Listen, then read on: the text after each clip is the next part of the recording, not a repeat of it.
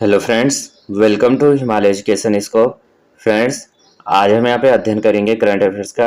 आज है 23 मई और 23 मई के यहाँ पे जो भी करंट अफेयर के क्वेश्चन है, ये सभी क्वेश्चन मैं यहाँ पे लेके आ रखा हूँ। और फ्रेंड्स, वीडियो के अंत में जो है एक क्वेश्चन मैंने लिया है, तो इसका आंसर आपको जो है कमेंट में देना है। अगर आपने अभी तक चैनल को लाइक शेयर और सब्सक्राइब नहीं किया तो प्लीज़ चैनल को लाइक शेयर और सब्सक्राइब कर देना, बेल आइकन को प्रेस कर देना। जो भी मैं वीडियो अपलोड करूँगा उसका आपको नोटिफिकेशन मिल जाएगा।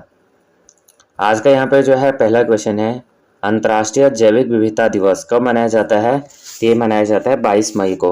22 मई को जो है अंतर्राष्ट्रीय जैव विविधता दिवस मनाया जाता है।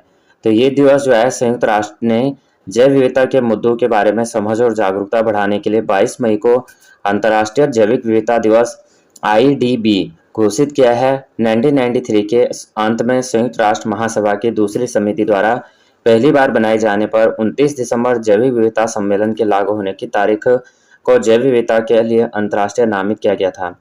दिसंबर 2000 में जो है संयुक्त राष्ट्र महासभा ने जैविक विविधता पर कन्वेंशन के सहमत पाठ को अपनाने के लिए सम्मेलन के नैरोबी अंतिम अधिनियम 22 मई 1992 को कन्वेंशन के पाठ को अपनाने के लक्ष्य में 22 मई को IDB के रूप में अपनाया और ऐसा आंशिक रूप से इसलिए किया गया है।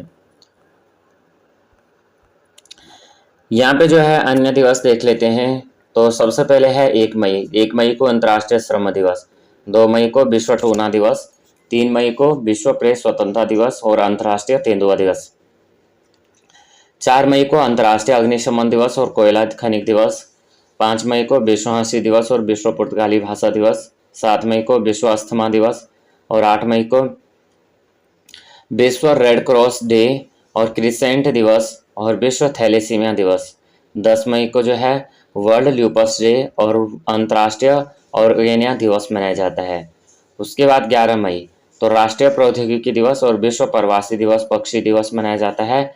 12 मई को अंतर्राष्ट्रीय पादप स्वास्थ्य दिवस और अंतर्राष्ट्रीय नर्स दिवस। 15 मई को अंतर्राष्ट्रीय परिवार दिवस। 16 मई को international day of living together in peace और राष्ट्रीय डेंगू दिवस। और उसके बाद जो है अंतर्राष्ट्रीय प्रकाश दिवस मनाया जाता है। उसके बाद है 17 मई तो 17 मई को विश्व दूरसंचार और सूचना समाज दिवस और विश्व उच्च रक्तचाप दिवस और विश्व लुप्तप्राय प्रजाति दिवस। 18 मई को विश्व एड्स वैक्सीन दिवस और अंतर्राष्ट्रीय संग्रहालय दिवस और 20 मई को विश्व मधुमक्खी दिवस और विश्व शरणार्थी दिवस मनाया जाता है। उसके बाद जो है 20 मई को ही राष्ट्रीय आतंकवाद विरोधी दिवस मनाया जाता है। नेक्स्ट क्वेश्चन है, चर्चित मणिपुरी पौनी के जानवर की ब्रीड है, किस जानवर की ब्रीड है? यह है घोड़ा। तो मणिपुर सरकार ने मणिपुरी टट्टू या मैतेई सांगोल को लुप्त होने से बचाने के लिए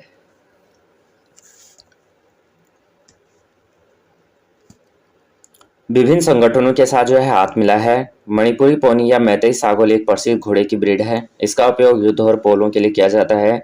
मणिपुरी टट्टू भारत के साथ सामान्यता प्राप्त घोड़े में और टैटू नस्लों में से एक है। NCBC 2014 से 2022 तक ऐसी की रिपोर्ट के अनुसार छात्र नामांकन में कितनी वृद्धि हुई है? ती हुई है 44%। एल्यूमिनियम संस्थान को उपाध्यक्ष किसे नियुक्त किया गया? तय किया गया है जॉन सेलेवेन। तो जॉन सेलेवेन को एल्यूमिनियम संस्थान को उपाध्यक्ष नियुक्त किया गया है। वेदांत एल्यूमिनियम के CEO जॉन सेलेवेन को इंटरनेशनल एल्यूमिनियम इंस्टीट्यूट IAI का उपाध्यक्ष नियुक्त किया गया है। सेलेवेन का लक्ष्य शून्य कार्बन में परिवर्तन में एल्यूमिनियम की महत्वपूर्ण भूमिका को बढ़ावा देने वाले वैश्विक पहल का नेतृत्व करना है। IAI की स्थापना 1972 में हुई थी। विश्व में सबसे बड़ा एल्यूमिनियम उत्पादक देश चीन, रूस, भारत, कनाडा, संयुक्त अरब अमेरिका। एलन मस्क ने किस देश में स्टारलिंक सेवा की शुरुआत की है? की है इंडोनेशिया। तो इंडोनेशिया में जो है मंत्रियों के साथ स्टारलिंक सर्विस की शुरुआत की। इंडोनेशिया जो है 17,000 द्वीपों का एक विशाल द्वीप समूह है। देश के दूर दराज के क्षेत्रों में तेज इंटरनेट सेवा देने के लिए स्पेसएक्स के साथ एक समझौता करने के लिए लंबे समय से प्रयास किए जा रहे थे। किसने मलेरिया का टीका खुराक की पहली खेप अफ्रीका भेजी है? ते भेजी है सीरम इंस्टीट्यूट ने। कर्नाटक के किस शहर में रॉक कला का पहला साक्ष्य खोजा गया? ते खोजा गया मंगलुरु।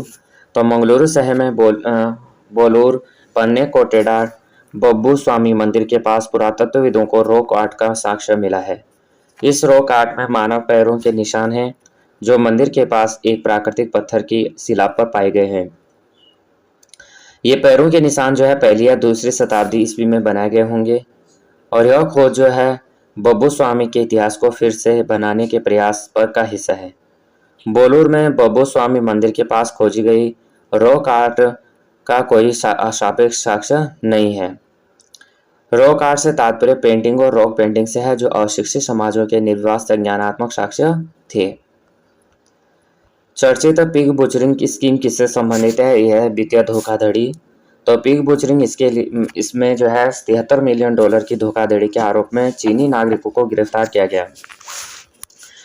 पिग बुचरिंग स्कीम एक प्रकार की वित्तीय धोखाधड़ी है और इसे सा झू पेन स्कीम के रूप में भी जाना जाता है। भारत और किस देश के बीच है 2024 के अंत तक वीजा फ्री टूरिस्ट एंट्री पर सहमति बनी है? ते बनी है रूस।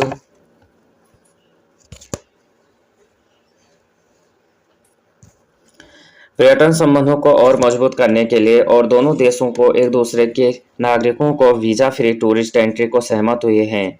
वीजा मुक्त पर्यटन पर रूस और भारत के बीच फाइनल बातचीत जून में शुरू होगी।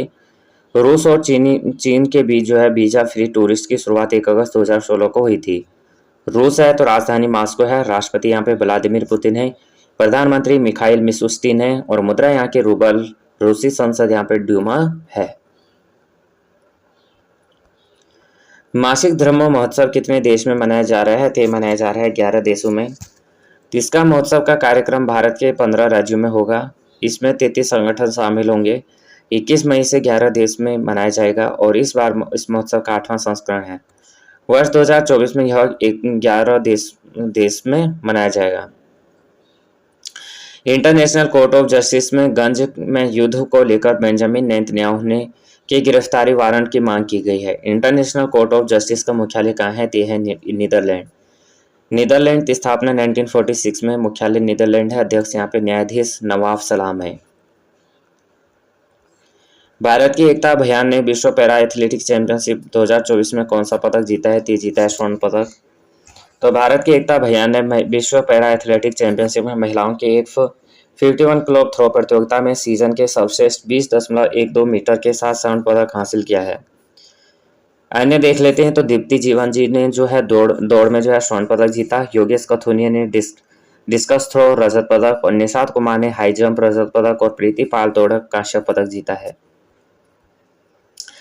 भारत ने कहाँ 40वीं अंटार्कटिक संधि सलाहकार बैठक की मेजबानी की है? की है कोची। संयुक्त राष्ट्र के किस निकाय ने भारत की पहली पशु वैक्सीन आपूर्ति श्रृंखला प्रबंधन के लिए भारत सरकार के साथ समझौता हस्ताक्षर किया? क्या है संयुक्त राष्ट्र विकास कार्यक्रम UNDP भारत। केंद्रीय मत्स्य पालन पशुपालन और डेयरी मंत्रालय के तहत पशुपालन और डेयरी विभाग DAHD ने वैक्सीन कोल्ड चेन प्रबंधन संचार योजना के डिजिटलीकरण और क्षमता निर्माण पर संयुक्त राष्ट्र विकास कार्यक्रम UNDP भारत के साथ एक समझौता ज्ञापन MOU पर हस्ताक्षर किए हैं। पशुपालन एवं डेयरी विभाग के सचिव अलका उपाध्याय और भारत में UNDP की रेजिडेंट प्रतिनिधि कैथलीन विशेन ने दिल्ली में हस्ताक्षर किए हैं। संयुक्त राष्ट्र विकास कार्यक्रम UNDP तो इस जो है स्थापना संयुक्त राष्ट्र द्वारा 1965 में विस्तारित तकनीकी सहायता कार्यक्रम को संयुक्त राष्ट्र विशेष कोष के साथ विलय की गई थी। UNDP संयुक्त राष्ट्र का वैश्विक विकास नेटवर्क है जो सदस्य देशों को उनकी विकास चुनौतियों का समाधान खोजने में मदद करता है। वर्तमान में UNDP का कार्यक्रम 3 क्षेत्रों में है: सतत विकास, लोकतांत्रिक शासन और शांति निर्माण और जलवायु आपदा लचीलापन। मुख्यालय न्यूयॉर्क, संयुक्त राज्य अमेरिका और प्रशासक यहाँ पे अचीम स्टीनर।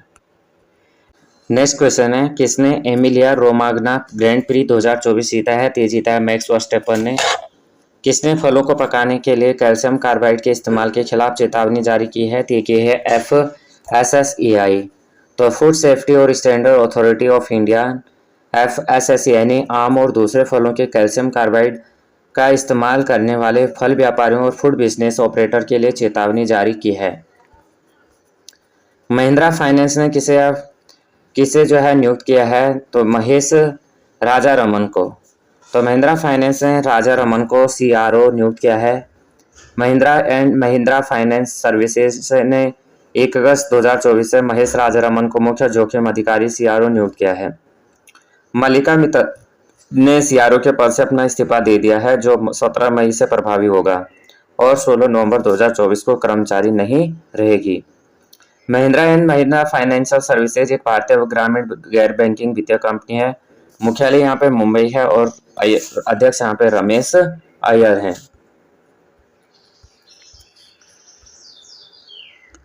आज का प्रश्न है, महिंद्रा फाइनेंस ने किसे नियुक्त किया है? तो इसका आंसर आपको जो है कमेंट में देना है। ये वीडियो फ्रेंड्स आपको थोड़ा भी हेल्पफुल लगे हो तो प्लीज़ वीडियो को लाइक शेयर और सब्सक्राइब कर देना, बेल आइकन को प्रेस कर देना। जय हिंद, जय भारत।